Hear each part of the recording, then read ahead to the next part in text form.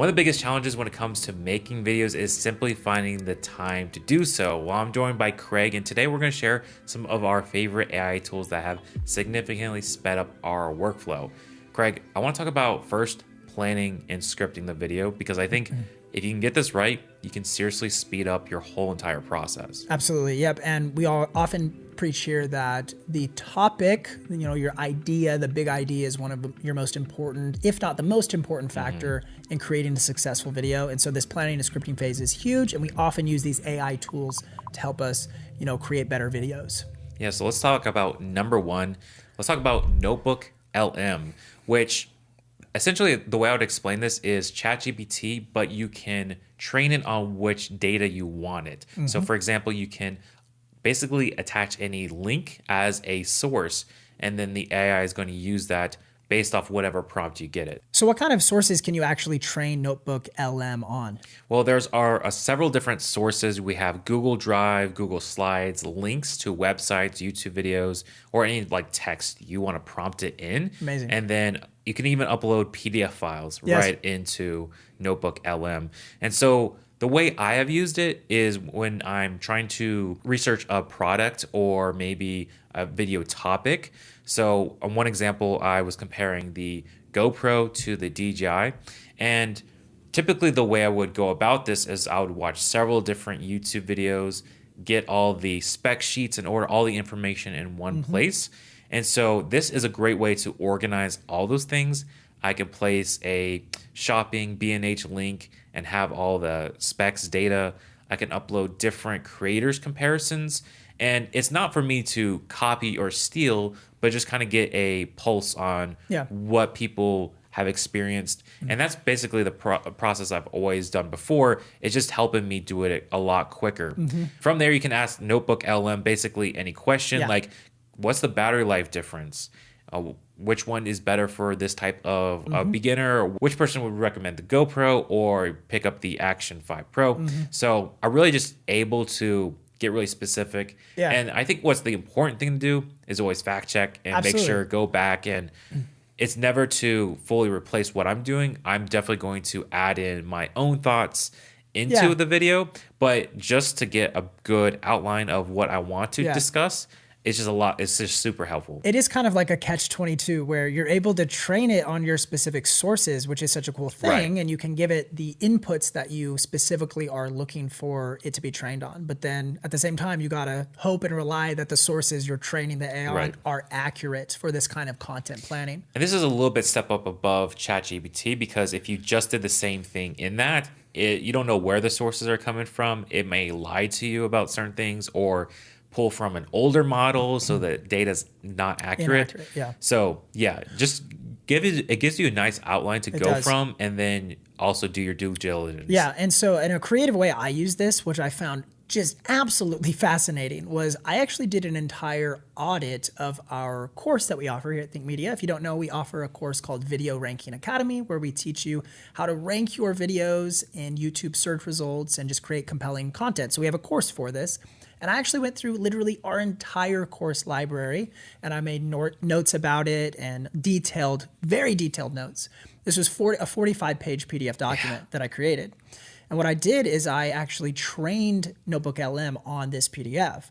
And I asked it to create me a podcast episode about my notes. And it actually did this. And so this is one of the cool features. It can take resources and documents, convert it to an audio file, and it's an AI-generated podcast conversation. It was both a male and a female voice, and they took my 45-page document down into about a 7 or 8 minute podcast episode.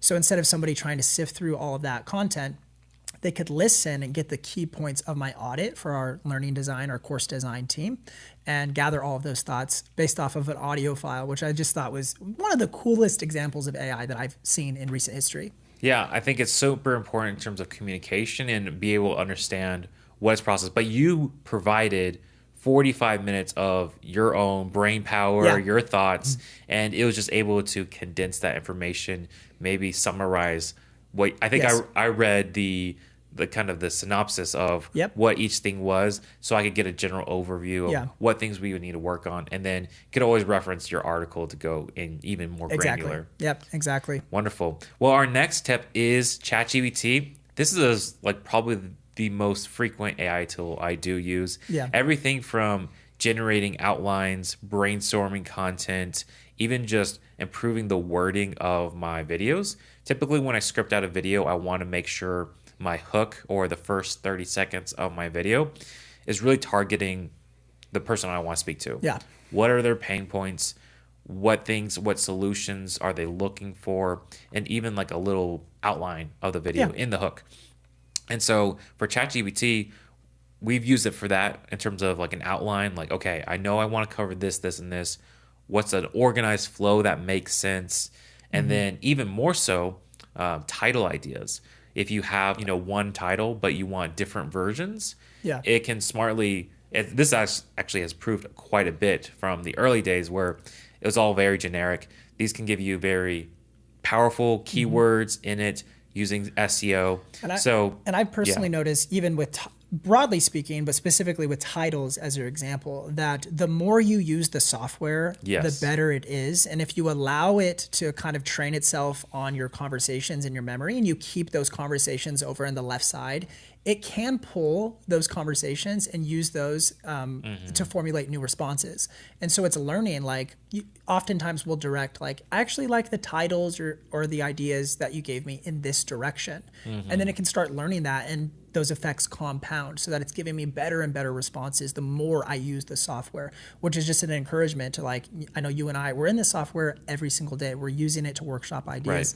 So use it as much as you can, because it just keeps getting better and better. One powerful thing you told me about is making sure giving context to ChatGPT. So a lot of times people would just put in a 1-2 sentence prompt, hit go, and they'll get very generic, boring responses. But if you can even talk to it and give more detailed, nuanced prompts, it's going to help you. It's going to give you a better answer. Yep, absolutely. I often actually have a microphone or a set of headphones that has a little microphone hooked up to my computer or my phone, and I will enable like voice dictation so it can listen to me. And I will often like workshop really complex ideas where I give a lot of nuance and examples in my prompting of the software, rather than just, when you type, it's exhausting to type 1,000-word prompt for an AI, but it's a lot quicker to speak 1,000 words. Maybe you talk for a couple minutes and you're able to get a really big nuanced prompt that's going to get you way better results.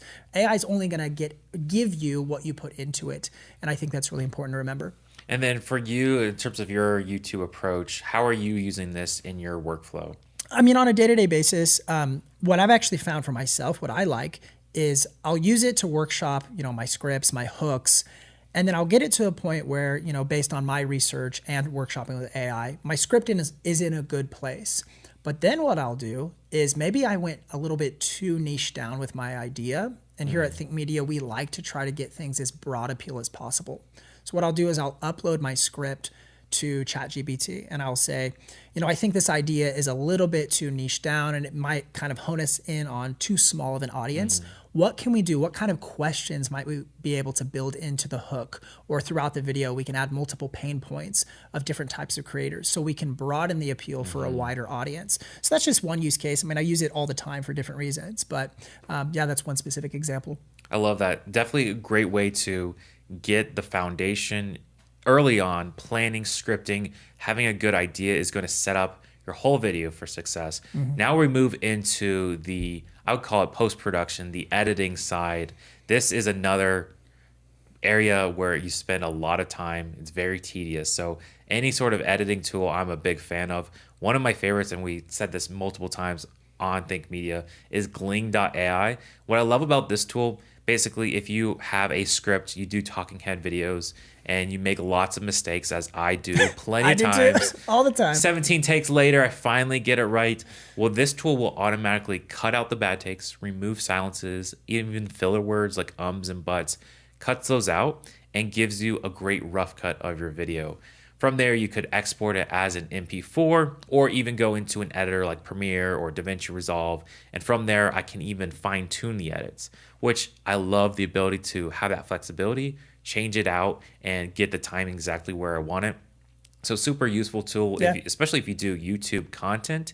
I'm in. It's so powerful. You can actually get started for free by clicking the link in the description down below. Again, if you haven't tried it already, I would highly recommend it. This is probably the one tool that I use on every video and legitimately saves me hours per video. And so another editing tool that we have found that leverages AI to speed up your workflow is Autopod. So this is going to seamlessly sort of edit your podcast for you. You sort of give it inputs and camera feeds, and you label and assign different speakers for your podcast, like Nate's channel and Craig's channel. And then it's going to automatically switch your podcast for you, saving you a ton of time. Have you used this software before a little bit? So this is super interesting, and DaVinci Resolve just kind of got this feature, which I'll talk about later, is listening through, switching.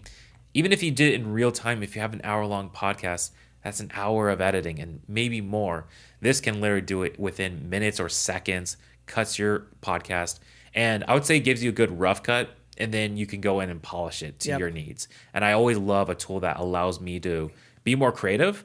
I don't want to do the tedious. I want to do the fun stuff. Yeah. And so both of these tools are really nail that. And then talking a little bit about DaVinci Resolve 20, they're just rolling this out. And what's cool about that is it actually cuts not only on the audio, but it visually sees who's talking and will cut to that. Yep. So even if you have mixed audio, and that means like your microphone audio and my microphone audio going to the same file, it will still work, which is just huge. So I wonder, like, I literally wonder if it's going to get to the point where it can recognize like awkward behavior that's happening in a scene, because it's one thing to just edit based off the audio. It's another thing on visuals, but it's a whole nother beast if AI can get it to the point where it can understand nuance. And if somebody's scratching their face, even if their audio is dialed and it selects the correct person, if they're scratching their face, they're in a weird, awkward position, maybe they leaned away from the microphone. Right.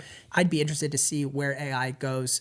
Can it get like that particular and that level of understanding? I'd be interested to see. Yeah, that's still where you have to manually go in for now. Yes. But yeah, it would be really cool to see. Yeah, absolutely. Let's talk about the editing aspect, but in terms of repurposing your content. Maybe you have filmed a podcast, but now you want to be able to create a vertical short, share it to Instagram, TikTok, YouTube Shorts. We have a couple different tools that essentially are very similar. You can pick which one you prefer. The first, we have Opus Clip, which we've done videos on. And I'll let you explain this one because I know you used it a lot more. Yeah, Opus Clip, and our second tool even is Submagic. So we'll kind of pair these in the same category as content repurposing platforms, specifically designated for the vertical short form experience. So reposting these to YouTube Shorts, Instagram Reels, TikTok, Facebook Reels, etc. All these vertical ways. And what's especially, we're talking about podcasting, Autopod, recutting podcasts. Well, what if you want to repurpose these for your social platforms? This is where these Opus Clip and Submagic come in. And so it'll take a 16:9 podcast video. It'll make it vertical.